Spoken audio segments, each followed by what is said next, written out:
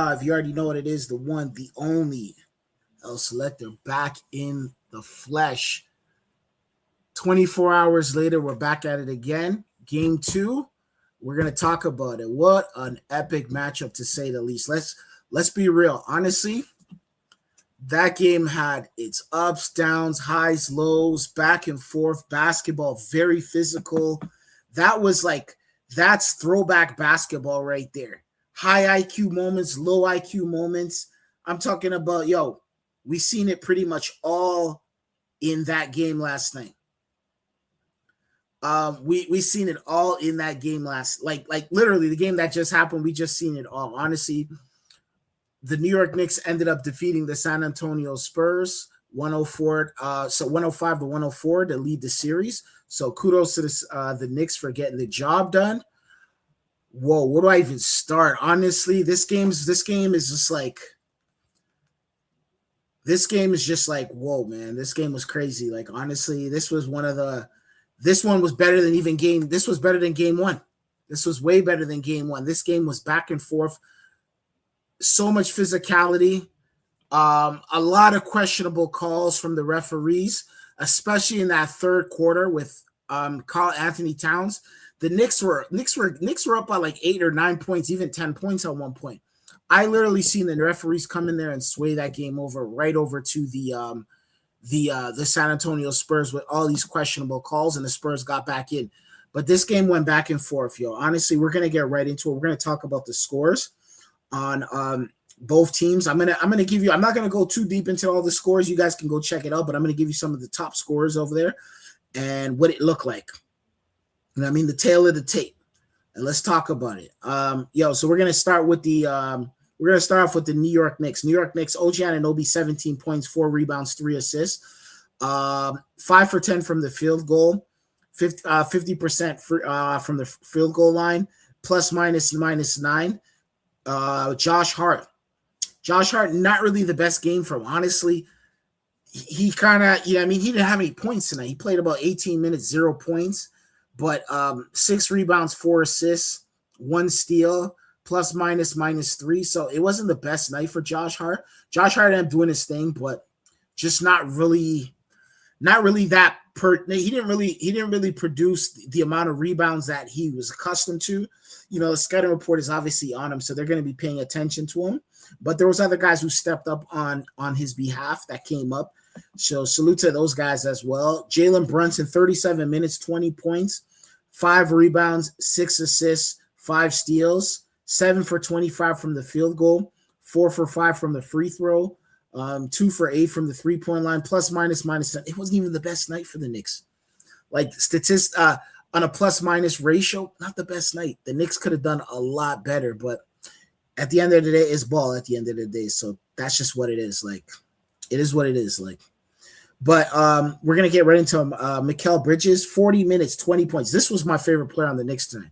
He was actually my favorite player on the court tonight. Like, out of both teams, he was one of the players that kind of caught my attention because of how he played, especially in that second half. Like he was just bobbing. He was really good. He had a really good night.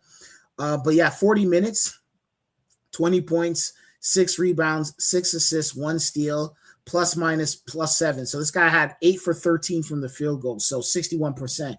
This guy was very efficient tonight. Like, real talks, man. He had a night. He had a pretty good night, to say the least. And then Landry Shamet, 30 minutes, 13 points, 2 rebounds, 2 assists, plus minus 3 for 7. McBride came in there with 18. And then we had the one and only Karl Anthony Towns. Karl Anthony Towns, 33 minutes, 21 points, 13 rebounds, 4 assists. Just like, he was out there. He was giving Victor Wembanyama the business. Like, Wembanyama was struggling, especially. And that's the thing about Wembanyama. Wembanyama picked up. He had a good fourth quarter. He picked up towards the end of the third and the fourth.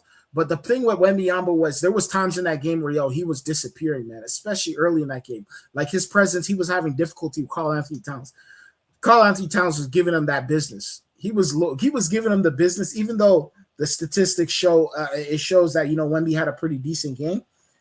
I'm telling you right now, if you watch that game, he was having trouble with Karl Anthony Towns. Karl Anthony Towns was giving him work. He was giving him work. So salute to Karl Anthony Towns for that. So we're going to get right into the San Antonio Spurs right here.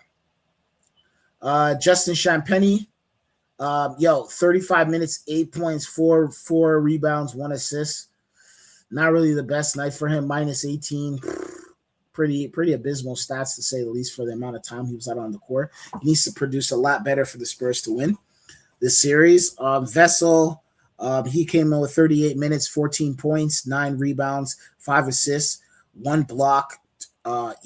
Plus minus positive 6. So he had a pretty good, decent game. Victor Wembanyama, he was pretty much the best player on the Spurs tonight with 29 points, 9 rebounds, 2 assists, 2 steals, 4 blocks, 11 for 21 from the field goal.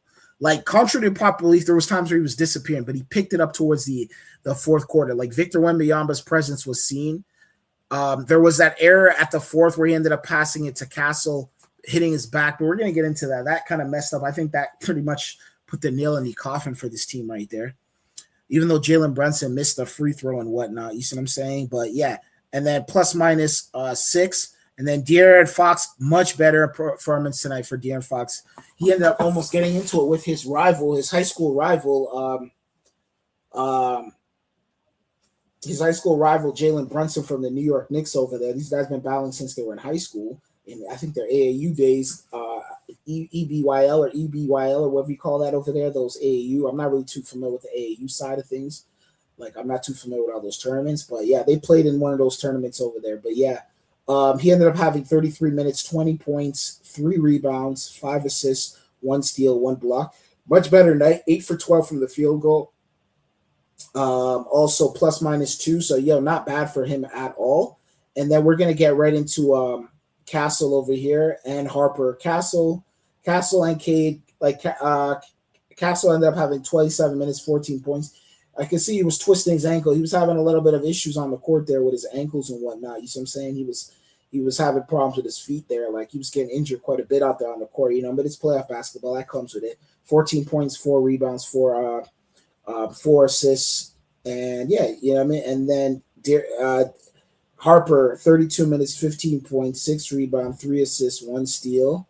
And then 6 for 12 from the field goal, plus minus 12, so not bad at all. And then, yeah, so that was pretty much in a nutshell. Honestly, overall, the Spurs were controlling the first quarter of the game. So the Spurs were dominating the first quarter of the game. I noticed that. The Knicks were playing from behind. They were playing from comeback from behind. So once the Knicks were able to come back from behind, they were able to figure that out. They were able to weather through that storm. They ended up coming back. So then we go to the second quarter, and the Knicks went into the second quarter with the lead. So they finished the second quarter with the lead. So the Knicks were pretty much leading that game going into half. Third quarter comes. Knicks are pretty much controlling the third. When I tell you the Knicks were dominating a possession of the ball, Knicks were out there putting up the shots, Knicks were out there putting up buckets, Knicks were out there just controlling the game. But like I said before, there was questionable calls, and honestly, these referees are kind of suspicious, bro, because they put Cat ended up having 4 fouls, so he ended up having to get benched. So he got benched, and honestly, this is at this point, Victor Wembanyama should be producing. But Victor Wembanyama is kind of playing behind the scenes. He's kind of playing soft. He's not really playing. Victor Wembanyama wasn't playing that big inside. It wasn't until the fourth quarter where he started to pick it up. But by then, it was kind of like he was picking it up and stuff like that. But the game was so tight. The intensity was so tight. So my thoughts on that situation and that whole sequence is this. I think Victor Wembanyama did what he had to do as far as, as far as in the fourth, but in that third, he needs to pick up the pace. He needs to score a lot more buckets. He needs to have his presence be seen inside the paint because Cat was having his way. At one point, it was like Cat was beating him up in the paint. Cat was over there hitting threes over him. Cat was over here hitting those shots over him. Like, yo, I'm telling you about Cat was having his way with him.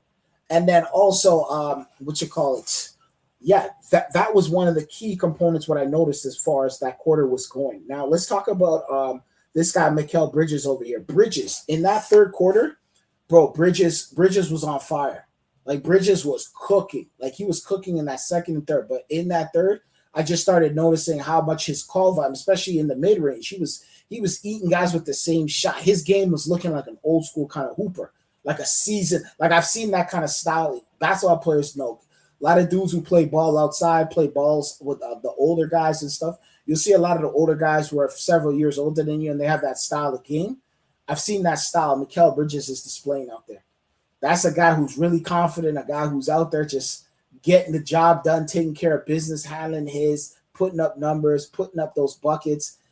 Salute to Mikal Bridges. That was a great performance from Mikal Bridges, to say the least. Now we'll go into this. We will go into this. We're going into that fourth. That third, I still think the referee started to kind of shift the change in that quarter, the fourth quarter, with a lot of those calls being called. Like a lot of those calls were just like, they were calling a lot of weird calls on Cap, man. And let me tell you, I'm not a Knicks fan. I have no dog in the fight. I'm a Raptors guy. This is a Raptors-based channel. We talk specifically Toronto Raptors over here.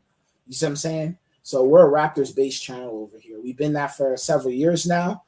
We went on a hiatus for a bit. We're back to finish up the NBA Finals, and we're gonna go into some other stuff as well, World Cup and all that other stuff. But this is a Raptors-based channel. This is a Toronto sports channel, straight up and down, and a boxing channel. So really and truly, not happy about that situation at all.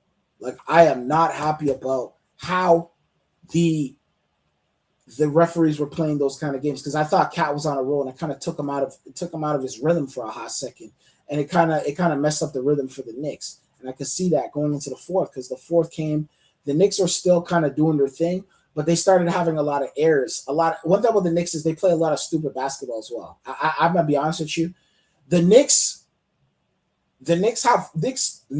don't like. There was a point where the Knicks were up in the fourth, and Jalen, for them to go up there and just like reset the clock, and they get the rebound and reset, they jack up a lot of threes. They jack up a lot of unnecessary. They're forcing their shots. Sometimes you got to reset and call up a play and then put up another bucket. But the Knicks are so used to trying to just score so quickly that they throw themselves out of the game. And that's something I noticed about the Knicks. They start letting the Spurs come back and catch up. Because the reality was the Knicks should have probably got the Spurs out of here and with a comfortable win. It should have been it shouldn't be a nail biter. It shouldn't be people pulling their hair and their teeth, and you know what I mean? So the Knicks, they still got the job done. They still were able to complete the mission and get that win. But at the same time, though, speaking from what I'm observing from observation, I'm not impressed about how the Knicks finished off that series, like that game there. I think the Knicks need to do a better job of cleaning it up and tightening it up. Like Jalen Brunson over here is nice, but Jalen Brunson, let's be real, Jalen Brunson was jacking up a lot of shots tonight. There was a lot of, I think Jalen Brunson needs to rely. There was some shots with that fadeaway and the midi and the layup when he caught the inbound layup, and he kind of like he did like a no look with his facing back of the basket. He just laid up. Jalen Brunson, nice hooper. He's a skilled basketball player. I think he's a very skillful player. That comes from his father, of course. His dad teach him how to play basketball, and he's a good scorer. But he's a skillful hooper. Like he kind of sees the court. He's not really the best assist guy. I wouldn't sit down and say he's the best assist guy, but he can score the ball. He's a combo guard, and he's a skilled player. But at the same time, it's just like, there was a lot of shots that were, like 7 for 25 from the field goal. That's a lot of shot chucking. Jalen. You see what I'm saying? Like, literally, dude was 28% tonight. You see what I'm saying? Lucky Karl-Anthony Towns was 67% tonight. So, he was the best player out there on the court tonight. At the end of the day, you know what I mean? 8 for 12 from the field goal. So that's the great part about him. They have that 1-2 punch over there. You know what I mean? Like Josh Hart wasn't having a great game. OG Anunoby had a great game as well, 17 points. Sometimes I want to see OG Anunoby be a little bit more aggressive sometimes. Sometimes I think OG Anunoby, he kind of plays within the system and he just kind of does his job. He's not really, you know what I mean? He's useful, but I think he could do a lot more in taking over the game and relieving a lot more from a lot of the other players. But it's so good to see that the Knicks have so many options. Like the fact that Knicks have guys like OG Anunoby, Brunson, Mikal Bridges, Landry Shamet. You see what I'm saying? Like, you know what I mean? Landry Shamet. They also have Josh Hart. You see what I'm saying? They also have Karl Anthony Towns. They have a lot of options. Brunson. You know what I mean? Also, if they even like, I don't know, they're not really using their bench. They're kind of using a smaller. They're using a specific group because it looks like they played how many guys tonight? You see that? They only played 10 guys tonight. So both teams are pretty much playing 10 guys. That's it. Both teams are pretty much, they're not really using a really deep. They're not going deep. I think the Spurs used how many? Yeah, both teams are using 10 guys. So it's not like they're going really deep into the bench. They're not going deep into their bag. It's like a 10-guy roster, 5-on-5, 5 guys off the bench, 5 guys starting, and that's it. And you can see that. You can see that. But if Jalen Brunson and the Knicks, I think they just need to stop making a lot. Jalen Brunson, they got to learn how to reset and kind of, because at that fourth quarter there was opportunities where that game should have never been that close. In my opinion, the Spurs should have never came back. But the fact that they let them come back is just like, and I get it. The referees were messing around. The referees were playing around with Karl Anthony Towns too. So, and that's something that the Knicks fans need to be upset about. Like, honestly, that's just me speaking. I don't think honestly the referees did justice. And there was some shaky calls. There was a point where, what's it called? Brunson hit the guy's dreads, and the guy was like, "Yo, foul." I'm just like, "Yo, what the hell is this, B?" You see what I'm saying? OG Anunoby, the first time they didn't even want to give him the 3, they had to come back. Like, the referees are kind of coming around with some horrible calls out there, and I'm not really too fond on those calls. Like, I think the refs need to clean it up with their calls. You see what I'm saying? I get it, you know what I mean, but at the same time, it's just like, come on. You know what I mean? The Knicks, honestly, personally for me, I think the Knicks could sweep this series. I think the Knicks can get them out of here. Honestly, the Knicks should probably sweep them and go win their championship and get ready for the season. Like, get ready for their parade. Because I don't see how the Knicks lose the series. The Knicks are the better team. They have the size. They're just better. They're a better basketball team. I said it before. They like, look at their lineup. Look at so and so's lineup. Look at the Spurs have Champagnie. Champagnie's not that nice. He used to play for the Raptors. That's how I know. Vessel, he's mid. You know what I mean? Like, the reality is they got like 4 guys that are really tough. You know what I mean? DeAndre Harper, Castle, De'Aaron Fox, and Wemby. And this is a small lineup. Like, this is a small lineup. Like, not really that big of a lineup. I still don't think they're too small. The Knicks got the better size on them. The Knicks got size on them. The Knicks got they have the Villanova crew on them. They have the experience. They have the veteran play. These guys are younger. Outside of Fox, this is relatively a younger team. So I don't see why the Knicks should be able to get them out of here off experience. The Knicks should be able to sweep the series. You know what I mean? The Knicks should at least be able to win it in New York.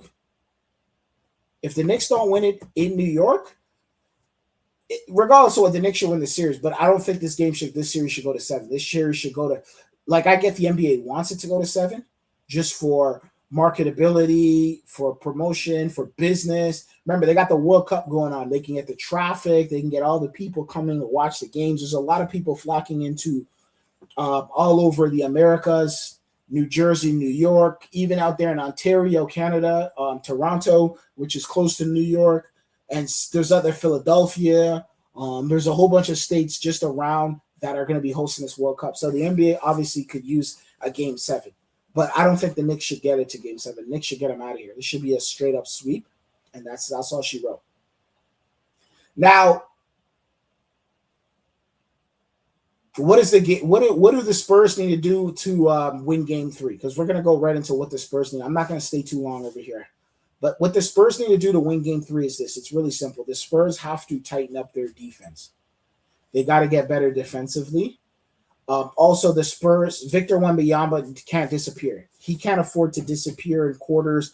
There's times where he's playing in the first and second quarter, third quarter. He doesn't even seem like he doesn't seem like he's there. And then he picks it up. Like even in the game one, I noticed he would disappear. It's like, oh, he's still playing, and then it's like you forget that he's even on the court. He needs to depend on the ball more. He has the size on Cat. You see what I'm saying? He has the size on him. And I think Cat is more of a bruiser type of player in the paint and stuff like that. But Victor Wembanyama is more of a finesse skill player. Victor Wembanyama could get Cat out of here if he really, really put his mind to it in the paint. They could have a paint war like no other. Literally, the war in the trenches, and Victor Wembanyama would come out on top because Cat is playing real physical on Victor, and I think Victor's having challenges with that. De'Aaron Fox had a good game. He needs to come through with a good game. I think he needs more of an impact out there. Castle has to come and explode.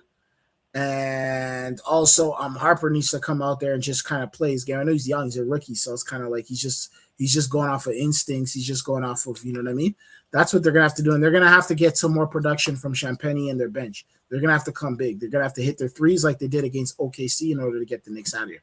The Knicks have to continue what they're doing, but they need to clean it up a lot more. They got to learn how to reset the ball. They don't need to force shots. Like Brunson doesn't need to be forcing too many shots. If Brunson plays just a smooth game and just kind of goes through the motions and plays the way he's supposed to play, the Knicks will sweep him. And Cal Anthony Towns and everybody plays the right way, the Knicks should be able to sweep him. Knicks shouldn't have no issue at all. We're going to see what happens in game. I'm not going to sit down here and spend all night over here and ramble, et cetera, et cetera. We'll be back on Monday for game 3, and that's all she wrote. All right, so, anyways, guys, I'm signing out. Hit the subscribe button, hit the like button, and that's it. Just go out there and watch the video. And, if you want to go back and watch the game, go back and watch the game. It was a hell of a game 3. It had its ups and downs, highs and lows. I'm going to try to get some people on here in the next, probably by game 3 or 4, and have some guys conversate and try to, just get this thing up and running. But just watch the highlights, check out the game, watch the full game, and you tell me what you guys think. You could chime in on the comment section as well. Anyways, I'm signing out. Adios. Peace.